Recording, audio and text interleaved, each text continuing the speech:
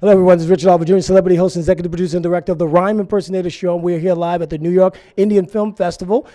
An amazing time, amazing films, amazing directors, new up-and-coming directors, producers, and I'm with one of those, and his name is? Manoj Nitharwal. Manoj, pleasure, Manoj. How are you enjoying the festival? Well, so far so good. We saw a couple of great films. Yesterday was Margarita with a Straw. Great film. Great film. I saw that Yes. as well. Wow. So tell us about the film you're screening at this year's festival. Well, mine is a short film. It's my film school graduation film. And it got a national award in India. And Congratulations. thank you. And we're showing it here tonight. And well, the film is called Seek and Hide. And it's inspired from Nietzsche's, one of Nietzsche's aphorisms, which says that if you look into the abyss, you become the abyss yourself. Or we can say that if you look into the darkness for long enough, you become the darkness. So it's inspired from that. And it's a story of a teenager who is a kind of typical middle-class teenager whose parents are busy and he has plenty of time on his hands. Nobody's there to, Too much time. too much time, and he's not interested in regular television or video games. So you see, he forms a friendship with the guy who is from local slum, where he goes and buys pot sometimes, and there he basically gets into this little journey of voyeurism, and the film is very much about this curious voyeurism, where when you look into other people's lives, how that has an impact on you. So he goes through that journey and has a certain kind of transformation which happens. What inspired this film? What inspired you to write this? It's interesting. Well, I've been quite fascinated. We're always, we are looking into other people's lives all the time when we are watching documentaries on the Facebook, other people's profiles. A lot of profiles. Stop the profiles, people. Stop the pictures and stop the likes. So it's not a one-way street. When you look at something and it does something to you as well, Connect. and because you are kind of looking into other people's lives, but you're not being watched at the same time. So then you're living with the burden of that knowledge which you gain through looking into other people's lives, and so how that that can shift something in you. Yes.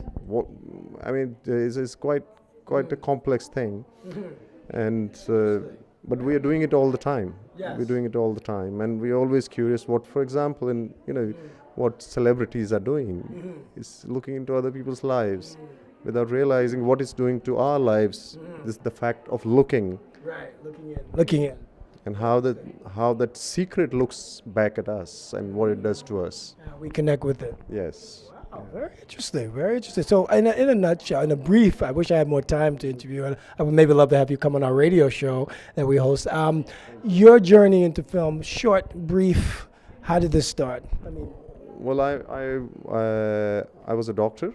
I was a psychiatrist until 4 years ago, but I was quite interested in films, but I wanted to understand the medium properly, so I went to film school, and I just graduated from the film school. Congratulations. Yeah, and so this film is my graduate film. Wow. Your baby. Yeah, yeah.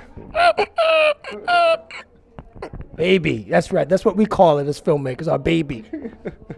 Pretty cool. This is so I've been asking a lot of the filmmakers, the new up and coming directors here, and the celebrities alike, their view on crowdfunding. I know to make a film, you have an idea, you take it from script. Okay, it's a good idea, it's a great script, but you need a little seed money to really develop the idea. And crowdfunding is coming by. We've used it with our campaign with 13.5K. We produced a comedy show pilot, and this is a real. We're pitching to TV networks right now, and Fox. And if you, we're not there. Sign us first so I can sleep. Fox, okay. But it's pretty cool. So we know the power of crowdfunding, and we're getting investors on board in different things. What is your view for new up and coming filmmakers as well? Are you a supporter of crowdfunding as well? Well, of course, I think crowdfunding is kind of it works at multiple levels. One, you get a lot more people involved in your creative process. At the same time, you have less of a burden in terms of your creative vision. You don't have to compromise, because if you're working for a studio, then there is often a compromise. Yes. If you're lucky, there's none, but mostly there is some. And on top of that, it's so hard to get money for your film, which is not formulaic. If it's not formulaic, if it's not a regular film, then the common ones. it does become a bit difficult. So crowdfunding, I think, it has opened lots of doors for people, particularly when you're making low-budget film. And I think it works quite well. Pretty cool. So with your film, how did you fund this film? I mean, it was my graduate film, so the institute, my film institute. The institute paid for it? Yes. So you got to give them royalties if your film hits? Well, if it hits, well, they get the money. They get accolades. Yes. They get the money. I got a good lawyer. He could definitely keep the money in your pocket. If you need me, I'll call him if you do. I will let you know. I produced at my film school, New York Film Academy. I produced a feature on Hurricane Katrina, a documentary. That was and I used all their equipment to do it, and its team and everything. So I hope they don't come after me for that documentary. All right, but I gave them credit though. So that's pretty cool. Pretty cool. Wow. So we're a comedy show. So I'm going to ask if you have a joke, impersonation, or embarrassing moment. Well, we all have one. This is it. We all have one. Well, I'm sure on the film set you have a lot of jokes happen on your film set. Oh yes. I'm sure you have a few. Yes. Well, mistakes that happen. I'm sure very funny. Well, it's funny that I made those mistakes and I still keep laughing at them. And if there was one, I would be really happy. But I made so many mistakes. So I guess cool. I'll think of any. That's good. Next time, America, get ready to laugh, because here comes the Rhyme Impersonator Show. Seek and Hide. Go see it. Seek and hide. Seek and hide. Go check it out. Seek at least. Seek and you shall find. That's what the Bible says. That's right. That's all I'm saying. Bring that comedy,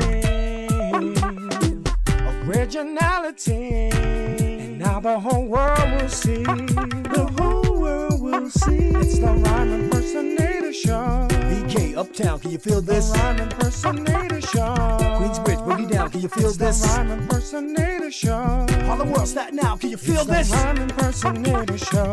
America, get ready to laugh. Oh, yo, scoy wobbin'.